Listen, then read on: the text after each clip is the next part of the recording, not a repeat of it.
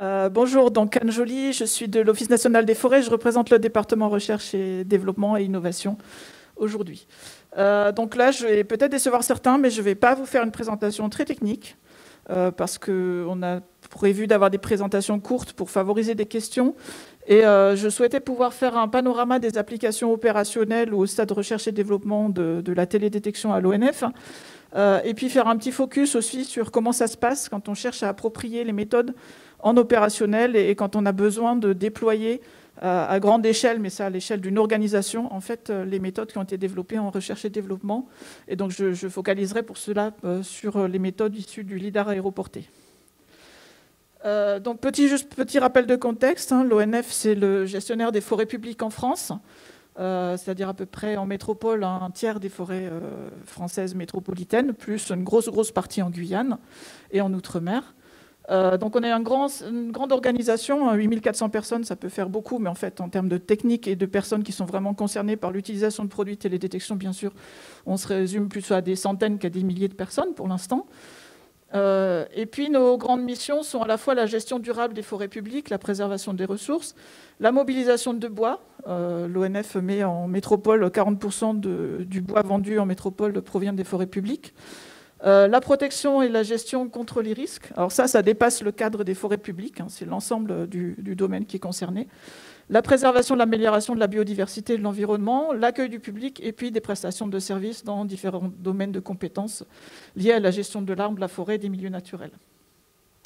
On a la chance d'avoir un maillage territorial, ce qui fait qu'on a des gens qui connaissent le terrain, qui le parcourent régulièrement, qui le gèrent, donc à la fois de la planification jusqu'au suivi des coupes, ce qui fait qu'on a une bonne connaissance en continu, on va dire, du terrain, mais à une échelle très locale, et un système d'information qui est en cours d'amélioration et de constitution, mais qui est principalement alimenté par des activités de gestion.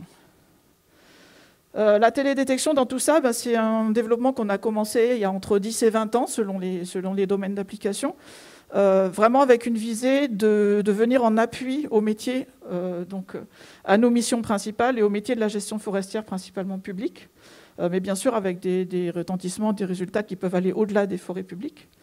Et pour ça, on a travaillé beaucoup avec nos partenaires de recherche, mais en s'appuyant en interne sur des petites équipes de R&D. Donc quand je dis qu'on est recherche-développement, en fait, les personnes qui travaillent sur la télédétection sont à l'échelle nationale plus Guyane, on va dire à peu près 5 personnes. Ça ne fait pas beaucoup de monde sur ce domaine de R&D. Et puis on travaille pour ça beaucoup avec les organismes de recherche, notamment dans le contexte de projets cofinancés ou bien de partenariats de recherche qu'on incite nous-mêmes. J'ai fait ici un petit panorama récapitulatif. Je voulais terminer par ça, mais finalement je me suis dit que je commençais par ça. On a différents stades de maturité. On a commencé à s'approprier un certain nombre de technologies et de sources de données, mais par contre, les stades de maturité peuvent être très variables selon les domaines d'application, selon l'antériorité aussi de nos travaux de R&D. Donc je vous ai mis en vert ici les domaines que moi je considère un peu à dire d'experts comme opérationnels, et surtout parce qu'ils sont utilisés vraiment régulièrement. Et à gauche, surtout sur je les ai classés par domaine d'application. Je vais juste en illustrer 4. Je ne vais pas prendre tous les domaines, ça serait trop long. On pourra éventuellement parler des besoins dans les autres domaines si vous avez des questions. Donc, premier domaine que je souhaitais illustrer, c'est historiquement celui sur lequel on a le plus d'acquis et le plus d'expérience, avec une cellule qui est opérationnelle, on va dire presque H24, en tout cas 7 jours sur 7 en cas de problème, pour faire notamment la cartographie des dégâts d'incendie après incendie.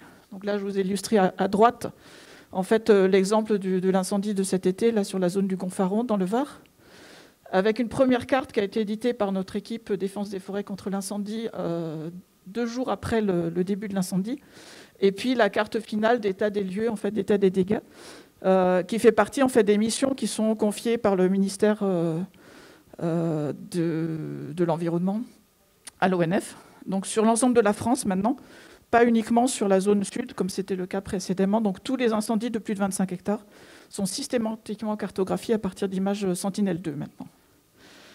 Et puis à gauche, en fait, des travaux qui sont aussi historiquement assez anciens, qui présentent tout ce qui se passe avant incendie, donc notamment la carte du combustible, qui intègre des données issues d'images de satellites, mais pas que, aussi des données terrain, des références type, comme on a vu, la baie des Forêts aussi, les informations de relief, les informations sur les infrastructures, qui permettent d'éditer ces cartes, qui sont des cartes statiques, en fait, de cartes du combustible. Et puis avec l'arrivée du LIDAR France entière, là, qui est piloté et qui est mis en place par l'IGN, on commence cette année un programme de R&D sur l'utilisation de ces données-là, pour avoir des indices, enfin pour voir si on peut extraire des indices qui sont en lien avec la combustibilité des peuplements. Deuxième domaine d'application opérationnelle, alors là on fait un grand saut dans l'espace, c'est la forêt guyanaise, avec 3 exemples d'applications dont les 2 à gauche sont au stade opérationnel et utilisés en routine, pas uniquement par les équipes de R&D donc. Le premier à gauche, c'est l'utilisation de données LIDAR aéroportées pour faire l'optimisation de la desserte préalablement aux exploitations. Donc vous voyez en grisé le LIDAR et puis le réseau de desserte qui est tracé dessus, sachant que ce réseau de desserte, il doit être fait à chaque fois qu'on fait des coupes qui sont très très espacées dans le temps, donc il n'y a pas de réseau de desserte existant, contrairement à ce qu'on a en métropole, et qu'on cherche à optimiser ce réseau à la fois pour des raisons de coût, mais aussi pour des raisons d'impact sur le sol, de minimisation des impacts. Au milieu, vous avez un exemple de suivi justement des impacts à la fois du tracé de routes forestières et des exploitations forestières sur des images Sentinelle. Donc c'est un travail de R&D qui avait d'abord commencé sur des images Spot ou Pléiade, mais du fait des problèmes de disponibilité, les collègues sont passés à Sentinelle maintenant. Et puis à droite, un travail plutôt, pour l'instant au stade encore recherche et développement, qui consiste à caractériser à grande échelle des types de peuplements forestiers ou des habitats, notamment avec des méthodes d'indice de texture, comme la méthode photo développée par Pierre Coutron, ici présent aujourd'hui. On revient en métropole, donc autre domaine, alors qui ne concerne pas uniquement la forêt, domaine des risques en montagne.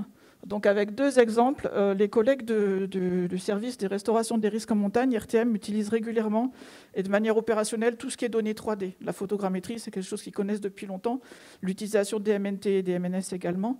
Et donc là, par exemple, dans le cadre des inondations causées par la tempête Alex là, en octobre 2020, les collègues du service RTM ont pu bénéficier à la fois des images Pléiades qui ont été acquises en urgence par le CNES et mises à disposition, et puis des orthophotographies d'urgence et du MNT et des données LIDAR qui ont été acquises par l'IGN pratiquement dans le même délai.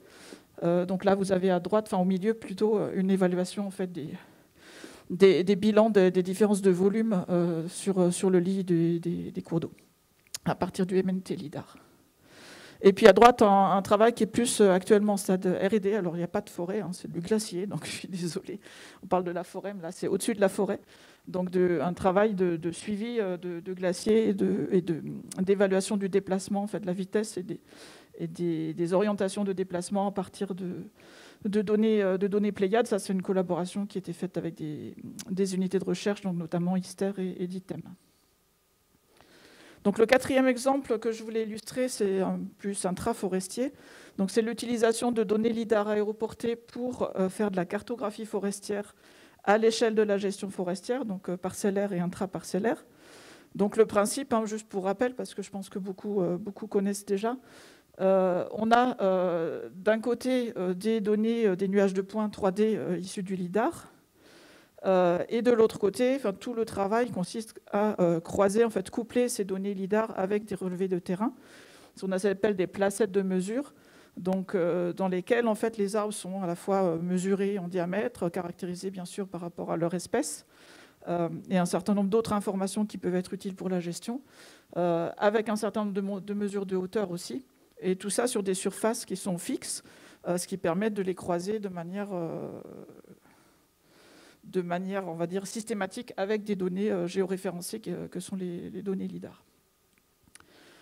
À partir de ces mesures de terrain, on va avoir des synthèses, des informations à l'échelle des arbres, mais aussi des synthèses à l'échelle de notre placette, par exemple la surface terrière à l'hectare. Et puis, on va extraire un certain nombre d'indicateurs issus du nuage de points LIDAR. Donc, ces indicateurs qu'on utilise sont à la fois des indicateurs globaux à l'échelle de la placette, mais aussi des indicateurs à l'échelle d'arbres qui ont été segmentés à partir d'une chaîne de segmentation qui repose aussi sur un algorithme issu de la recherche au départ. Et en fait, les méthodes combinent en fait les deux types d'indicateurs, indicateurs à l'échelle des arbres et indicateurs à l'échelle des placettes. Donc, ces indicateurs et ces données dendrométriques sont mises en œuvre dans une étape de modélisation. On va essayer de prédire, en tout cas de modéliser une variable forestière, donc une variable dendrométrique à partir d'un certain nombre d'indicateurs. Et une fois qu'on a un modèle qui est satisfaisant, on l'applique à l'ensemble de la zone de travail, la zone d'intérêt, donc sur des pixels carrés, parce qu'on ne sait pas faire des pixels ronds et sinon il resterait du vide autour. Donc des pixels carrés qui font la taille de la placette de mesure de terrain. Donc un petit exemple à gauche, et puis à droite, vous avez un exemple de carte issue de ce travail-là sur un secteur des Alpes. Donc juste pour illustrer quelques exemples de résultats, donc bien sûr un résultat qui ne résulte pas de la modélisation, qui est juste la hauteur donnée par le lidar, donc ça c'est la hauteur brute entre pixel par pixel, donc là, vraiment à l'échelle très fine, très locale, donc c'est des pixels de 50 cm ou 1 mètre là dans ce cas. Des zones de trouée. Dans certains contextes particuliers, on fait aussi une cartographie des essences principales. Donc j'insiste bien pour dire c'est dans certains contextes particuliers et toujours avec un apprentissage, enfin une calibration à l'échelle de l'arbre dans ce cas. Et puis des variables forestières plus classiques, en tout cas très, très classiquement utilisées, comme la hauteur dominante ou la surface terrière à l'hectare ou d'autres. Enfin, là j'en ai illustré qu'une partie. Donc ça, c'est un peu le principe. Donc on a réalisé un certain nombre de projets à l'échelle de massifs forestiers, mais la question se pose ensuite de comment on va faire quand on veut généraliser ce type d'approche, comment on s'organise, quelles sont les différentes étapes. Donc on avait formalisé ça dans les années, on va dire 2016-2017 déjà, sous la forme d'un petit schéma en fait, qui reprend, pour certains ceux qui connaissent un peu les niveaux de maturité technologique, mais qu'on a simplifié, en disant, bon, d'un côté, on a la recherche académique, la veille technologique qu'on a pu réaliser, des idées d'innovation qui nous sont suggérées par des collègues qui ont été éventuellement déjà testées, et puis bien sûr, en amont de ça, aussi l'expression des besoins ou l'analyse des besoins par rapport à nos métiers. Une fois que la recherche a fait un certain nombre de cas qui prouvent en fait la faisabilité ou la pertinence de certaines méthodes, on a d'autres étapes à réaliser en interne. Donc notamment ce que l'on appelait des R&D, enfin des projets de cas d'études plutôt au stade R&D, où c'est la R&D qui fait et qui fournit les résultats. Et puis ensuite des étapes qu'on appelait des étapes de démonstrateurs, où c'est plus la R&D qui fait, mais c'est la R&D qui accompagne des utilisateurs qui peuvent être des gestionnaires forestiers, ou plutôt dans notre cas des aménagistes forestiers, pour prendre directement en main les méthodes, voir ce qui ne marche pas, tester dans d'autres contextes l'application des algorithmes. Donc à ce stade-là, on vérifie la reproductibilité, on adapte les algorithmes qui sont issus de la recherche, parfois on les complète aussi parce qu'il manque des choses. On développe des outils donc pour la R&D et pour l'utilisation de démonstrateurs. Et puis c'est à ce stade-là aussi qu'on engage l'analyse coût-bénéfice pour savoir si ça vaut la peine d'aller plus loin. Les deux autres étapes, là je les groupe, même si on pourrait les détailler un peu plus. C'est une fois qu'on a fait ces analyses-là et qu'il s'avère pertinent d'aller plus loin, il faut généraliser, c'est-à-dire bien sûr généraliser, avoir des outils, avoir des systèmes techniques qui permettent de gérer les données. Mais il faut en premier lieu s'organiser, former les gens, acculturer en fait l'ensemble des métiers qui sont partie prenante dans ces opérations d'aménagement forestier en particulier, et puis bien sûr aussi d'accompagner le changement de ces activités-là, de ces métiers, avant de pouvoir passer à une application opérationnelle.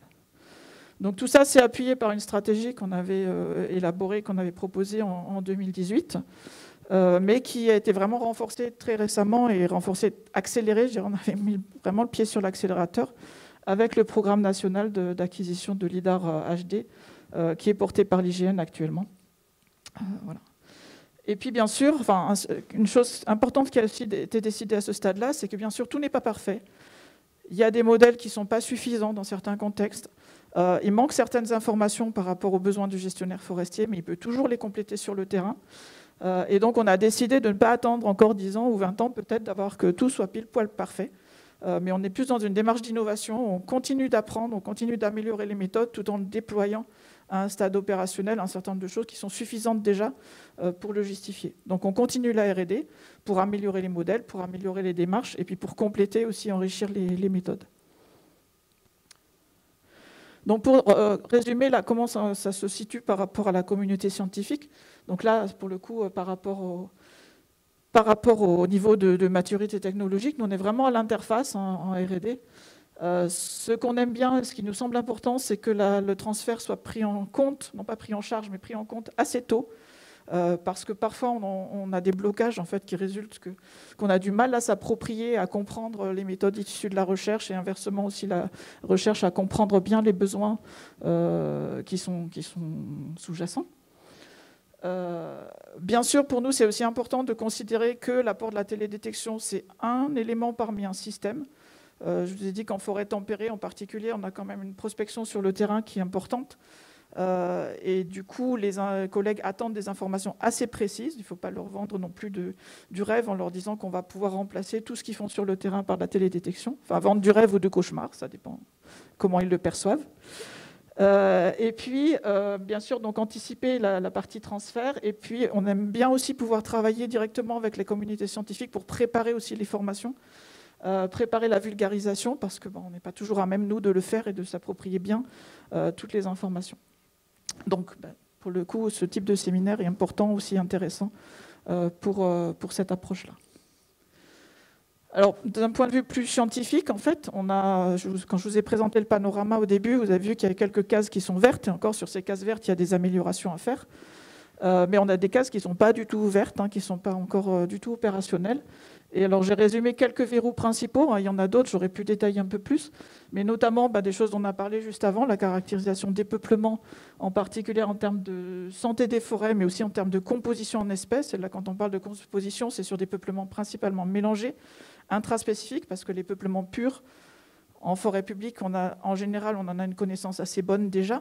On a des cartes de peuplement qui sont déjà existantes. Par contre, en intraparcellaire, c'est plus compliqué. Dans le domaine des risques et de la gestion du littoral ou des montagnes, on a besoin, notamment sur la partie littorale, plutôt en termes de biodiversité, de connaissance des habitats, donc des besoins sur la caractérisation des habitats dunaires. Et puis en montagne et littoral, tout ce qui est aussi calcul automatique, travail sur la morphologie et sur les évolutions morphologiques, c'est des choses qui sont importantes et qui pour l'instant se font beaucoup de manière manuelle, donc sur lesquelles on a besoin de modélisation et d'automatisation. Et puis sur l'appropriation des données, il y a aussi beaucoup de choses on ne connaît pas grand-chose, nous, en télédétection. Le domaine est très très vaste. Donc on a aussi besoin de s'acculturer sur un certain nombre de données, de méthodes d'analyse. Donc en particulier, comment on utilise bien les séries temporelles, des données qu'on ne connaît pas encore trop chez nous, en tout cas en métropole, les données radar et l'infrarouge thermique aussi, qui semblent intéressants et qu'on a encore assez peu exploré. Et puis bien sûr, la combinaison, on a maintenant un problème de riche, c'est que contrairement à ce qui se passait il y a 30 ans, où on avait possibilité d'avoir une donnée, que ce soit du radar ou de l'optique, on essayait de choisir au mieux, puis une fois qu'on l'avait, on était content et on l'exploitait au maximum. Là, on a la chance inverse, c'est-à-dire on a plusieurs sources de données à disposition possibles, de la très haute résolution, de la photographie, de la photogrammétrie, du Pléiade, du Sentinelle, du thermique, du radar, et donc voilà, comment optimiser tout ça et comment tirer le meilleur parti de ces combinaisons-là. Et puis bien sûr l'hyperspectral aussi qui semble avoir des perspectives intéressantes, notamment en termes de reconnaissance d'essence et de cartographie des compositions. Voilà, merci beaucoup pour votre attention et je fais un petit remerciement. Je n'ai pas mis les contributeurs au début, mais ils sont nombreux, soit parce qu'ils ont fait les projets dont je vous ai présenté les illustrations, soit aussi parce qu'ils m'ont fourni des idées intéressantes pour cette présentation. Voilà, merci.